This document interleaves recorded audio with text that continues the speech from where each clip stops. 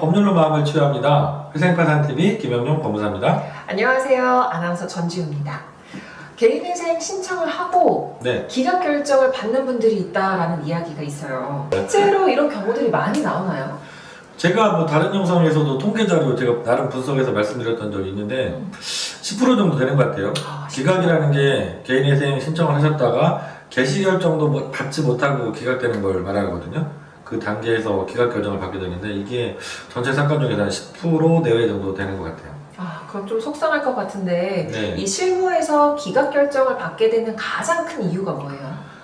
개인회생 기각사유 법률 규정에 있거든요. 그게 채무자회생법 595조에 7가지 경우가 규정이 있어요.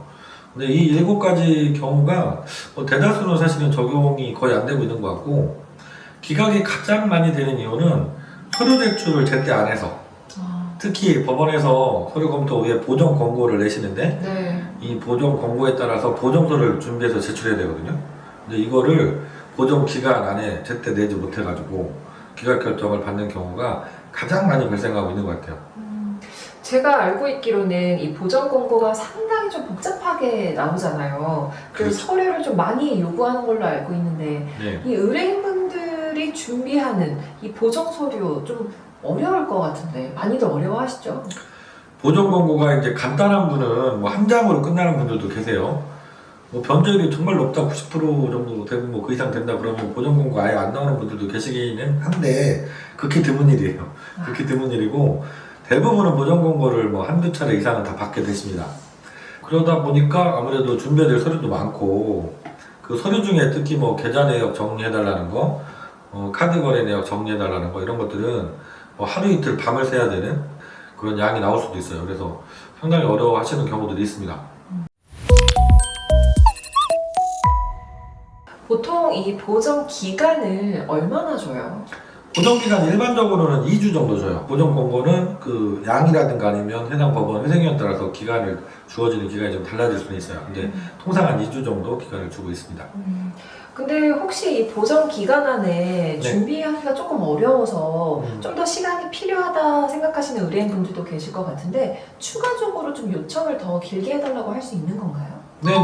그거 보정 연기 신청이라고 하는데요. 보정 연기 신청 한 번 정도 하시는 거는 법원에서도 그냥 다 받아주고 있어요. 그래서 내가 뭐 법원에서 2주 안에 보정서를 제출하라고 명령이 나왔는데 그 기간 안에는 내가 정말 준비가 안 된다, 뭐 직장이 바쁜 일이 있어서 시간이 안 난다던가, 뭐 이런 분들은 어쩔 수 없이 뭐 보정 연기 신청을 하게 되고 그냥 사무실에 편하게 얘기하시면 됩니다. 보정 연기 신청 해주세요 하면 간단한 작업이니까요. 사무실에서 금방 보정 연기 신청 뭐 사유를 적어서 이렇게 하게 되면 법원에서 통상 한 보름 정도, 많게는 뭐 한 달 정도 이렇게 기다려 주시거든요. 그러니까 걱정 크게 안 하시고 준비 기간이 짧다고 생각이 드시면 보정 연기 신청하셔도 돼요.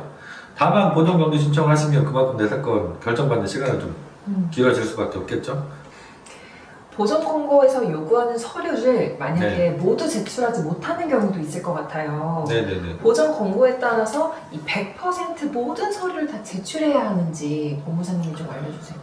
100%다 제출할 수 있으면 제일 좋죠. 근데 혹시 못하면? 네, 못할 수도 있어요. 네. 근데 기간은 지켜야 되겠고, 네.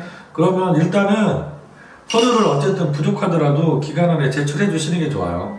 제출하지 않았다가 실제로 기각 결정 받으면 이게 또 복잡해지니까 차라리 조금 부족하더라도 보정서를 제출하면서 뭐 몇 번 보정 사항에 대해서는 이런 사유로 제출을 하지 못합니다.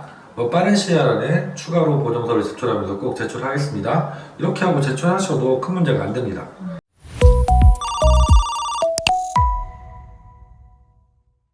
그럼 법무사님 혹시 보정서를 제출하지 못해서 만약에 기각이 되면 또 다른 해결 방법은 있는 건가요? 방법이 있긴 있습니다. 어떤 방법? 즉시 항고하는 방법이 있거든요. 그래서 기각 결정이 나면 뭐 일주일 안이거든요. 일주일 안에 항고장을 제출하시면 대부분의 법원에서 당연히 그 항고장을 받아주세요.